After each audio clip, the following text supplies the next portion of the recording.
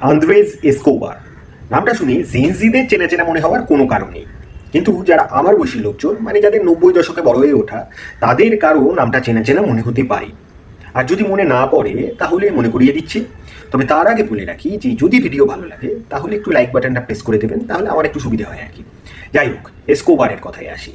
এই Andres Escobar ছিলেন কলম্বিয়ার ফুটবলার। 1994 সালের বিশ্বকাপে তিনি কলম্বিয়ার হয়ে খেলেছিলেন। 1994 বিশ্বকাপ মানে রোমারিও বিশ্বকাপ, বেবেতোর বিশ্বকাপ, সেই বিশ্বকাপে খেলেছিলেন আন্দ্রেস এসকোবার।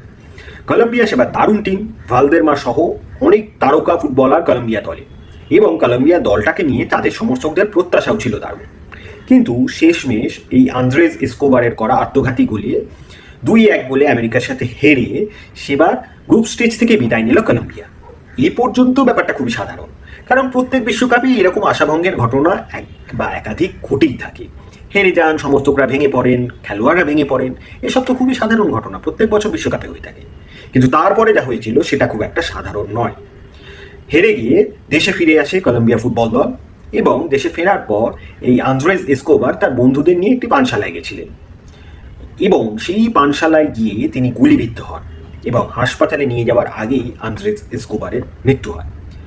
যেটুকু জানা যায় যে এই ফুটবল খেলায় আত্মঘাতী গোল মানে বিশ্বকাপের খেলায় আত্মঘাতী গোল খাওয়ানোই নিজের দলকে কাল হয়েছিল আন্দ্রেস এসকোবারেও, সেই জন্যই তাকে গুলিবিদ্ধ হতে হয়। এই ঘটনা সারা পৃথিবীর ফুটবল প্রেমীদের নড়িয়ে দিয়েছিল। একদিকে ফুটবলারদের উপর সমর্থকদের প্রত্যাশা, তার দিকে যেমন আঙুল উঠেছিল, অন্যদিকে এই প্রশ্ন উঠেছিল যে ফুটবল ঘিরে কালো টাকার লেনদেন, কালো ব্যবসা, মানে যেটা আমরা বেটিং ফেটিং বলে থাকি, সেসব চলছে না তো? সেসবের কারণেই মরতে হয়নি তো আন্দ্রেস এসকোবারকে? মানে এই প্রশ্ন আমাদের সামনে এসেছিল যে খেলা কি শুধুই খেলা নয়, খেলার পেছনে আছে অন্য খেলা।